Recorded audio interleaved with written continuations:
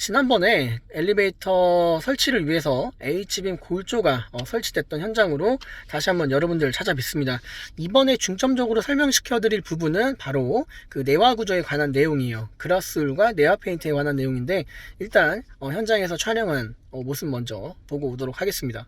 자, H빔 설치가 되고 이 양쪽 끝에 판넬로 마감이 되고 있는 것을 확인을 할 수 있어요. 제가 이 마감 공사에 관해서는 지난번에 간단하게 오버헤드 부분 설명을 드리면서 말씀을 드렸는데, 이게 지금 보시는 게 바로 내부가 그라스울이라고 하는 충전재로 충전이 된 판넬의 모습입니다. 양쪽에는 양철로 이렇게 마감이 되어 있고, 내부는 이 그라스울로 충전이 되어 있는데, 이 두께가 상부 구조물의 그 마감된 그 그라스울의 두께랑 조금 다릅니다. 저 상부 부분은 200T가 넘는 그라스울이 설치가 됐고, 현재 하부에는 150T의 그라스울이 설치된 것을 확인할 수 있어요. 곳곳에 그라인더로 절단하다가 약간 그을린 자국을 확인할 수 있는데, 바로 이렇게 불꽃이 튀거나 혹은 화재가 발생하더라도 바로 화재가 이 판넬을 따라서 확장되는 게 아니기 때문에 그라스울을 법적으로 사용을 하도록 명시가 되어 있습니다. 경우에 따라서는 1시간 혹은 2시간 정도 내화 시간을 갖는 기준이 있고요. 이 기준은 지역별로 혹은 이 설치되는 건물에 따라서 달라질 수 있다고 보시면 될 것 같습니다. 자, 제 우측에 보시면은 3D 스캔을 통해서 현장의 전반적인 모습이 나와 있습니다. 아무래도 현장이 각 층별로 일일이 스캔을 하다 보니까 조금 스캔이 안 된 부분이 있는데, 그래도 이 부분을 참고하시면서 제 설명을 들으시면 될 것 같아요. 1층 하부 부분에는 비트라고 하는 긴급 브레이크가 들어가는 곳이 더 파져 있습니다. 일반 바닥 레벨에서 한 2m 정도가 더 내려갔다가 H빔 기초라든지 매트를 치는 부분이 한 600 정도가 올라와서 마감선이 생성이 됩니다. 그리고 각 층별로는 일정 사이즈만큼 타공이 되고, 그 안쪽에 H빔 구조가 설치가 됐습니다. 이 H빔이 현재는 하얀색으로 도포된 것을 확인할 수 있었는데, 현재는 내화 페인트가 1차로 도포가 됐고요. 나머지 마감 공정이 진행이 되면 2차 도포를 통해서 도막의 두께를 두껍게 해서 다시 한번 도막 측정과 내화 구조 인증을 받을 예정이라고 보시면 될 것 같고요. 이 H빔 겉으로는 그라스울이라고 하는 그 내화 성능을 갖고 있는 판넬이 설치가 됐습니다. 사실 이 그라스울은 내화 성능만 갖고 있는 건 아니고요. 단열 성능까지 같이 겸비를 하고 있습니다. 외기, 즉 오버헤드 부분은 5층 부분, 옥상까지 올라가는 부분인데, 이 부분은 외기, 바깥 공기와 직접 맞닿는 곳이기 때문에 그라스울의 두께가 내부에서 설치되는 판넬보다는 굉장히 두껍게 시공이 되었습니다. 기본적으로 200T 이상을 설치하도록 각 지역 별로 권고가 나와 있는데, 여기 현장 같은 경우에는 양쪽 벽에는 200T의 그라스울 판넬을 설치를 했고요. 그리고 상단 쪽인 지붕 부분은 250T의 그라스울이 설치가 됐다라고 보시면 될 것 같습니다. 또한 그라스울 하부 H빔 그 마감, 기존의 그 옥상 바닥과 그라스울이 맞닿는 부분은 바로 이렇게 땅을 붙이진 않았습니다.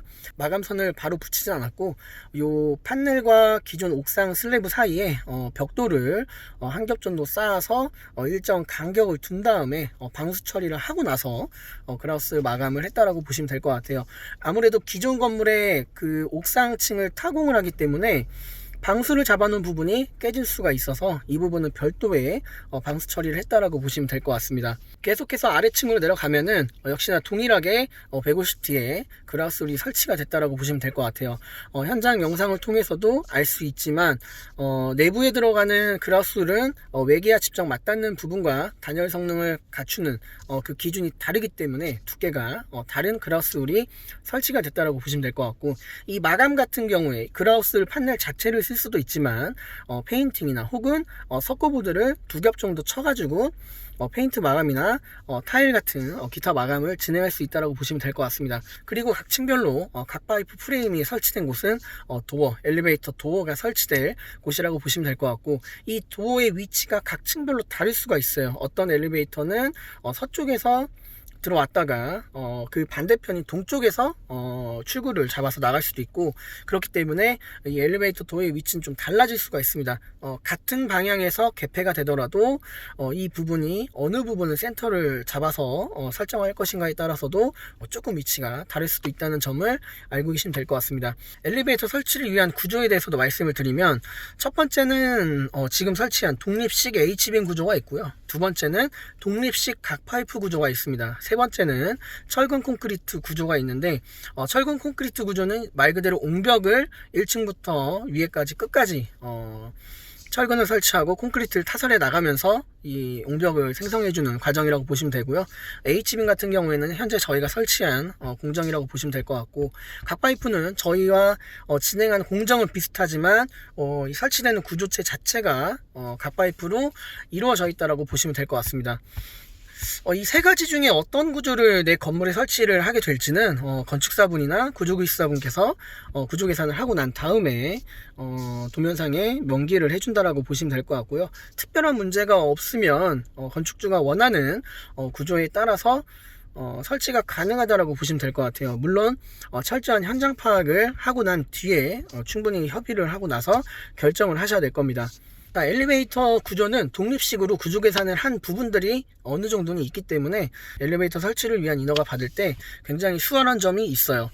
그렇지만 기존 건물을 타공하고 H빔 구조물이나 각파이프나 철근 콘크리트 옹벽을 생성하는 그런 대수선 공정이 걸려 있을 때는 인허가가 조금 까다로울 수가 있습니다.